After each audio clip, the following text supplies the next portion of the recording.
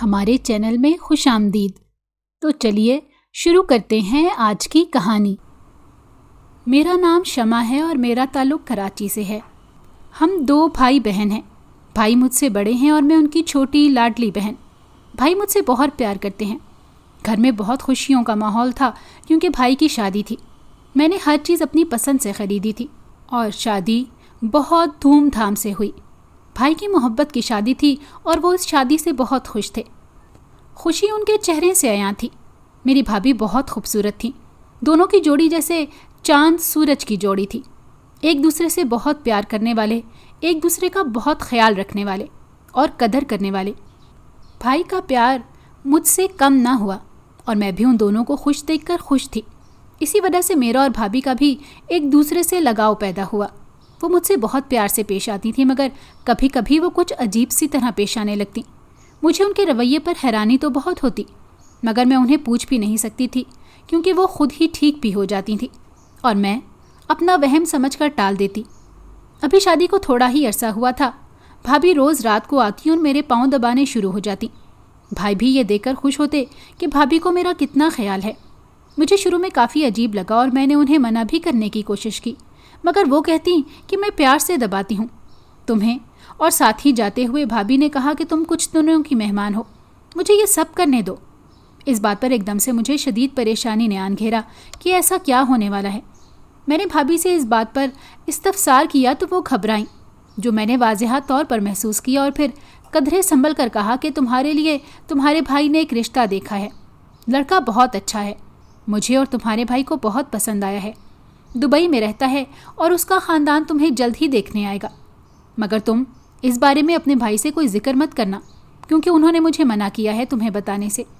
بھابھی کی اس بات پر میں کچھ پریشان ہوئی تو انہوں نے بتایا کہ بھائی یہ بات مجھ سے خود کرنا چاہتے ہیں، اسی لیے بھابھی کو منع کیا تھا بتانے کے لیے۔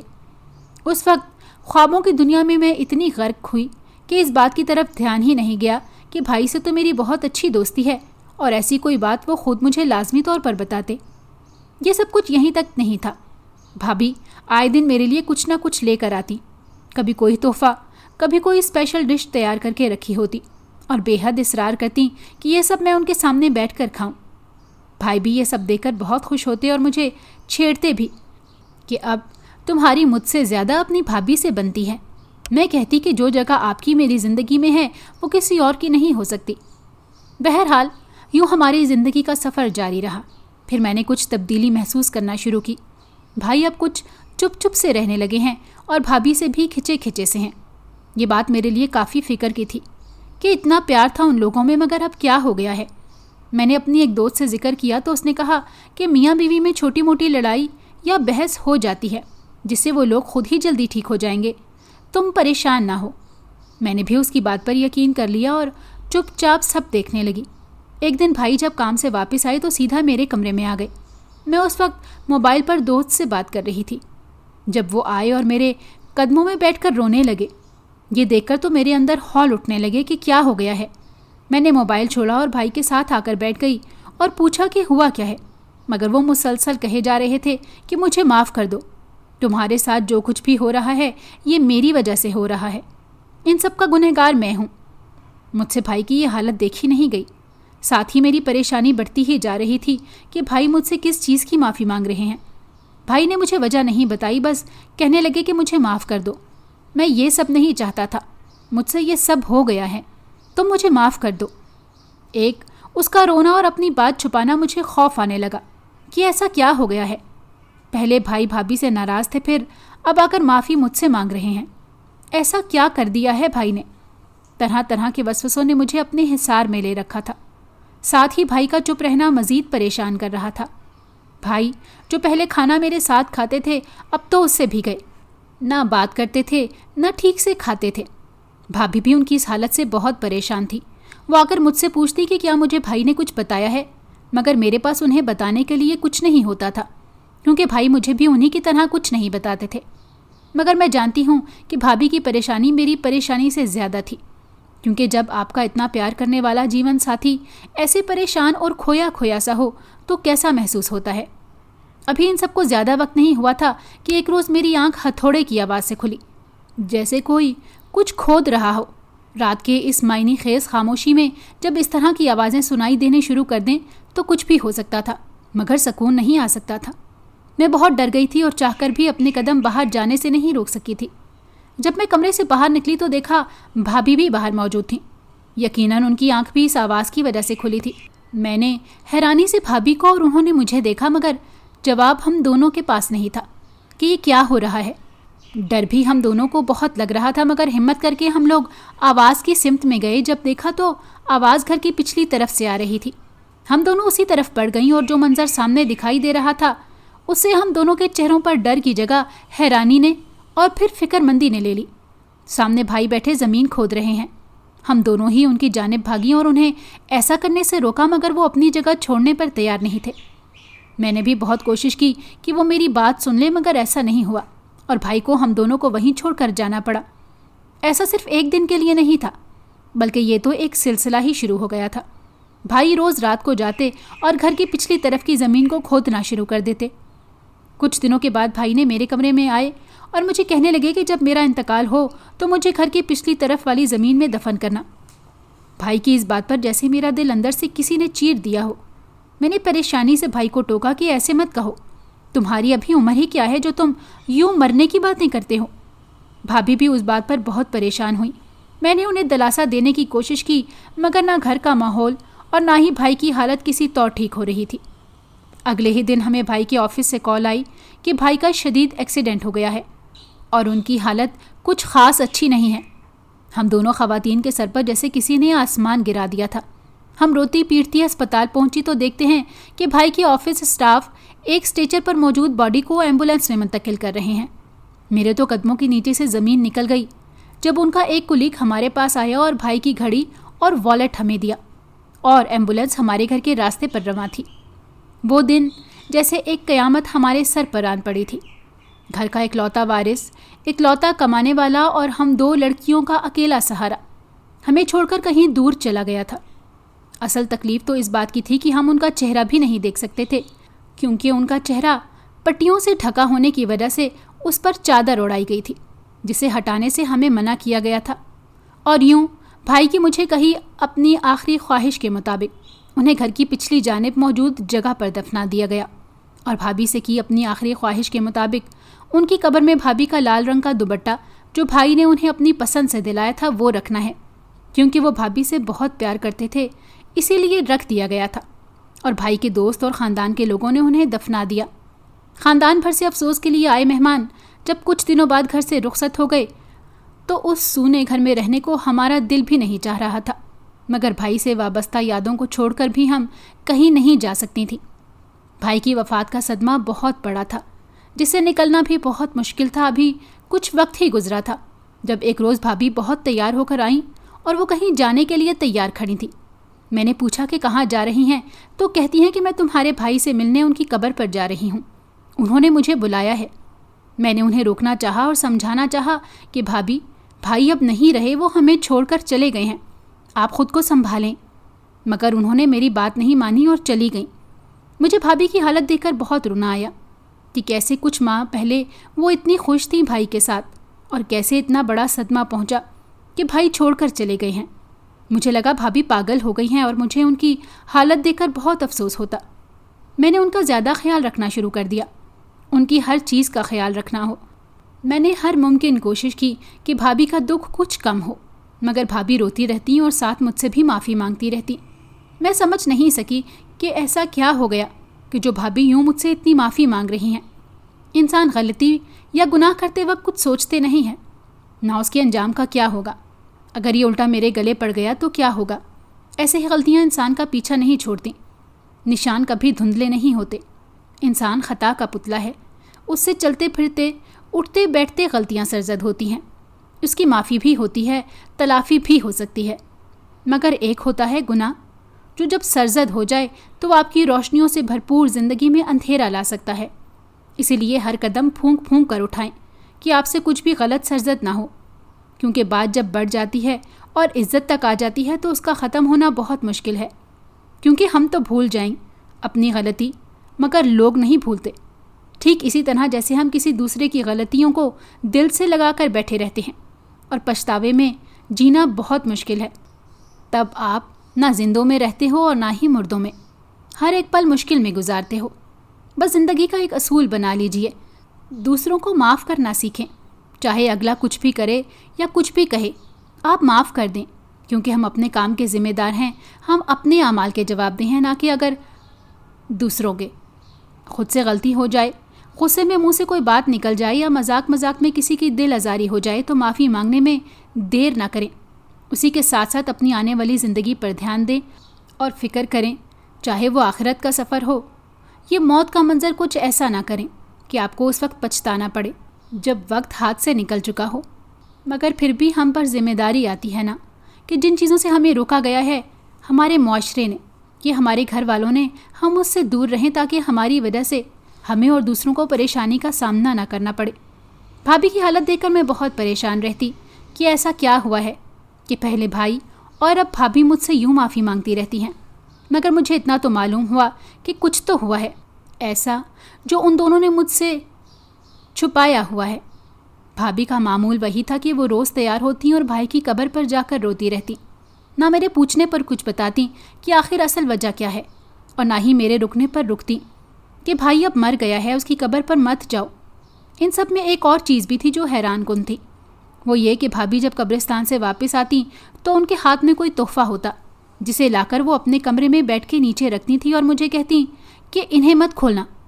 روز ہی ایسا ہونے لگا۔ بھابھی روز رات تیار ہو کر گھر کے پچھلے حصے میں جاتی، کہتی تمہارے بھائی نے بلایا ہے۔ جب واپس آتی ہاتھ میں ایک گفٹ ہوتا، کہتی تمہارے بھیا نے گفٹ دیا ہے، لیکن ان گفٹ کو کھولے بنا بیٹھ کے نیچے رکھ دیتی، مجھے بھی ہاتھ نہ لگانے دیتی۔ اب مجھے تجسس ہونے لگا تھا۔ یوں ایک دن میں نے بھابھی کے باہر جاتے ہی سارے گفٹ باکس کھول کر دیکھے تو میرے ہوش اڑ گئے، کیونکہ اندر بھائی کا سامان موجود تھا، ان کی گھڑیاں، ان کے والیٹ، ان کے پرفیومز، غرض ایک سے ایک قیمتی چیز جو بھائی کو اس وقت سارے وقت میں بھابھی مختلف اوقات پر لا کر دیتی تھی، اب انہیں دوبارہ گفٹ کی صورت میں باندھا گیا تھا۔ ایک چیز تھی جو ہر تحفے میں موجود تھی، اور وہ تھا کارڈ، ایک سوری کا کارڈ جس پر لکھا تھا کہ مجھے معاف کر دیں، میں ایسا کرنا نہیں چاہتی تھی، مجھ سے غلطی ہو گئی تھی، آپ مجھے معاف کر دیں۔ اس بات پر آ کر میری حس نے مجھے ایک الارم دیا کہ کچھ تو ہے جو میں نہیں جانتی، جس پر پہلے بھائی ایسے روتے تھے اور معافی مانگتے تھے، پھر اب بھابھی روتی ہیں اور معافی مانگتی ہیں۔ دونوں ہی کہہ رہے ہیں کہ وہ ایسا نہیں چاہتے تھے، کہیں کچھ غلط ضرور تھا۔ کڑی سے کڑی ملاتے ہوئے میں سوچتی رہی، پھر مجھ سے رہا نہیں گیا تو میں غصے سے بھابھی کی طرف گئی کہ آپ نے میرے بھائی کے ساتھ کیا کیا ہے، مجھے سب کچھ سچ سچ بتائیں۔ اس بات پر بھابھی روتی تڑپتی میرے قدموں میں گر کر رونے لگی اور کہنے لگی کہ تمہارا بھائی میری وجہ سے گیا ہے، میں مجرم ہوں تمہارے بھائی کی، تم مجھے معاف کر دو۔ ساتھ ہی ساری سچائی میرے سامنے کھولتے ہوئے کہنے لگی، جب میں شادی ہو کر آئی تو میں تمہارے بھائی سے بہت پیار کرتی تھی، ہماری شادی بھی محبت کی تھی، وہ میرا بہت خیال رکھتے تھے، مگر میں نے یہ مشاہدہ کرنا شروع کیا کہ وہ مجھ سے زیادہ تم سے پیار کرتے ہیں، تم ان کی اکلوتی بہن تھی، تو وہ تمہارے لاڈ اٹھاتے رہتے تھے، میرے لیے کچھ بھی باہر سے لاتے تو وہی تمہارے لیے بھی لاتے تھے، باہر گھمانا ہو یہ کوئی اور چیز ہو، ہر چیز میں وہ تمہیں بھی اپنی ترجیح دیتے تھے، مجھے کوئی خاص فوقیت نہیں دیتے تھے۔ کچھ کہوں تو وہ کہتے کہ میری بہن میری جان ہے، میں اس کے لیے کچھ بھی نہیں سن سکتا، اور مجھ سے یہ سب برداشت نہیں ہوتا کہ ان کی زندگی میں میرے علاوہ کوئی اور ہو، اس لیے میں تم سے نفرت کرنے لگی اور میں تمہارے ساتھ اچھا سلوک کرنے لگی، اور ساتھ ہی تمہارے کھانے میں سلو پوائزن دینے لگی تاکہ تمہیں کچھ بھی ہو تو شک مجھ پر نہ آئے کہ میں تو تمہارا بہت خیال رکھتی ہوں اور تم سے بہت پیار کرتی ہوں۔ اس سب پلان کے بارے میں اپنی دوست سے بات کر رہی تھی جو مجھے زہر لا کر دے رہی تھی کہ تمہارے بھائی نے میری ساری باتیں سن لیں، انہیں اس بات نے شدید ڈپریشن کا شکار کیا تھا کہ جس لڑکی سے انہوں نے دل و جان سے محبت کی تھی وہ ان کی بہن کو جان سے مارنا چاہتی ہے۔ تمہارے بھائی کو مجھ سے بہت پیار تھا اور شادی بھی ان کی مرضی سے ہوئی تھی، اس لیے وہ یہ گلہ بھی کسی سے نہیں کر سکتے تھے کہ ان کی وجہ سے یہ سب کچھ ہوا ہے، بلکہ وہ خود کو قصوروار سمجھتے رہے۔ یہی وجہ تھی کہ وہ مجھ سے خفا رہنے لگے، نہ ٹھیک سے بات کرتے نہ ہی کھاتے پیتے، بلکہ یہ بات انہیں اندر ہی اندر کھائے جا رہی تھی کہ ان کی بیوی کی وجہ سے ان کی بہن کی زندگی کو خطرہ ہے۔ مجھے تم پر مزید غصہ آنے لگا، میں ان سب کا ذمہ دار تمہیں ٹھہراتی تھی، اور یہی وہ وجہ تھی جس کے لیے میں نے تمہارے لیے کینہ پال رکھا تھا۔ اب میں تمہیں مزید برداشت نہیں کر سکتی تھی، اسی لیے میں نے ایک آخری وار کرنے کا سوچا اور صبح سویرے اٹھتے ہی جب تمہارے بھائی کے آفس کا لنچ باکس تیار کرنا تھا، اس وقت تمہاری پسندیدہ دم والی بریانی بھی پکائی اور اس میں وہ دوا ڈال دی جس کو کھاتے ہی تم ایک دن ہی زندہ رہ سکو گی۔ مجھے یقین تھا کہ تمہارے بھائی مجھ سے بہت پیار کرتے ہیں، وہ مجھے معاف کر دیں گے، مگر اصل دھماکہ تو تب ہوا کہ جب تمہارے بھائی وہ ٹفن اپنے ساتھ آفس لے گئے جو میں نے تمہارے لیے بنایا تھا۔ اس بات کا احساس مجھے تب ہوا جب وہ گھر سے نکل گئے تھے۔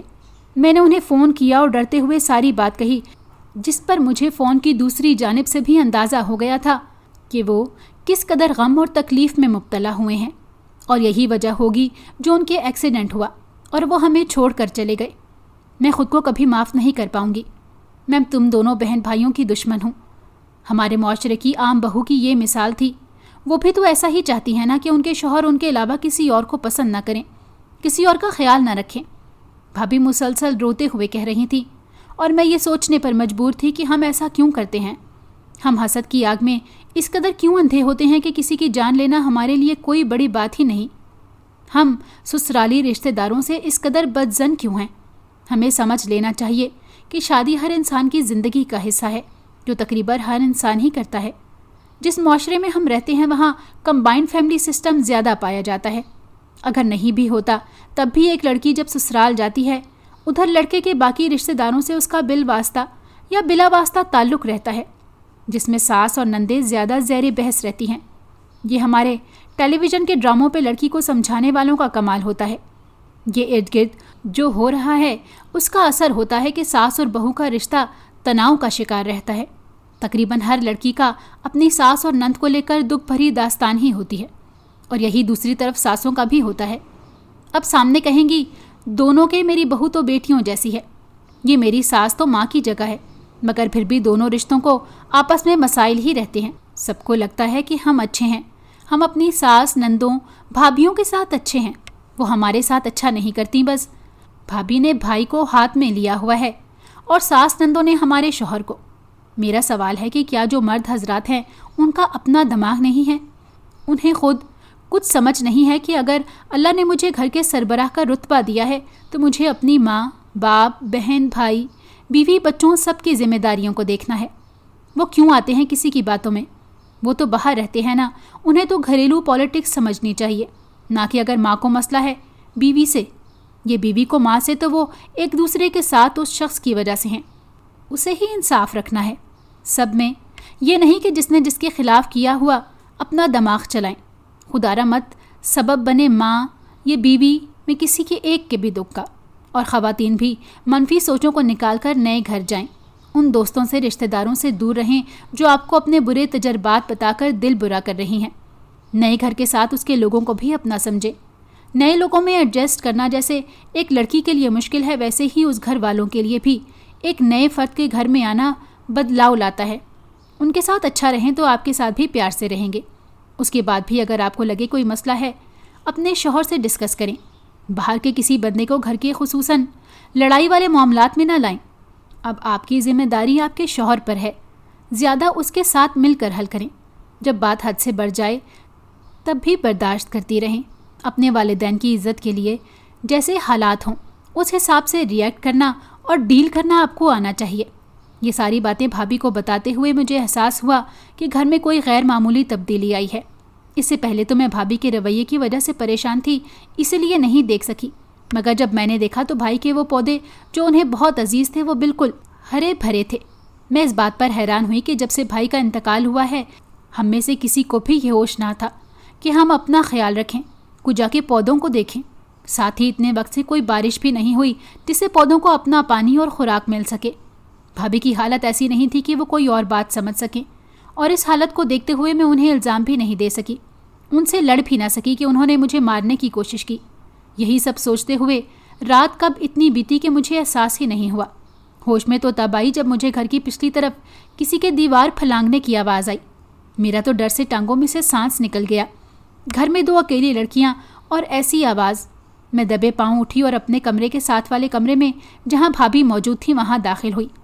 بھابھی دواؤں کے زیر اثر گہری نیند سو رہی تھی۔ ان کے کمرے کی ایک روشن اور بڑی کھڑکی گھر کی پچھلی جانب کھلتی تھی۔ میں نے وہاں سے دیکھنا چاہا اور میرے قدموں کے نیچے سے زمین سے رکھنے لگی جب میں نے دیکھا سامنے کوئی اور نہیں بلکہ بھائی موجود تھے۔ میں بھاگ کر جب باہر گئی تو وہ اپنے پودوں پر پانی ڈال رہے تھے۔ میں نے انہیں گلے لگایا اور رونے لگی۔ انہوں نے مجھے بتایا کہ ایکسیڈنٹ میں انہیں صرف چوٹیں آئی تھیں، مگر وہ بھابھی کے اس عمل سے بہت پریشان تھے، اس لیے ان سے بدلہ لینے کے لیے اپنے دوستوں کے ساتھ مل کر یہ سب پلان کیا تھا، جس پر میں نے انہیں بتایا کہ بھابھی نے مجھ سے معافی مانگ لی ہے اور وہ اپنے کیے پر شرمندہ ہے۔ آپ بھی انہیں معاف کر دیں، میں اب آپ کو جانے نہیں دوں گی۔ اور ایسا ہی ہوا۔ آخر اتنی رنجشوں کے بعد ہم تینوں نے ایک دوسرے کو معاف کر دیا اور ایک ساتھ رہنے لگے، کیونکہ میں اور بھابھی بھائی سے بہت پیار کرتی تھی، اور جس سے انسان پیار کرتا ہے ان سے جڑے لوگوں سے ویسے بھی جذباتی وابستگی ہو ہی جاتی ہے۔ اگر آپ کو ہماری کہانی پسند آئی ہو تو ہمارے چینل کو لائک کریں اور سبسکرائب کر دیں، بیل نوٹیفیکیشن کو بھی آن کر دیں تاکہ ہماری آنے والی ہر مزیدار کہانی آپ کو وقت پر ملتی رہے۔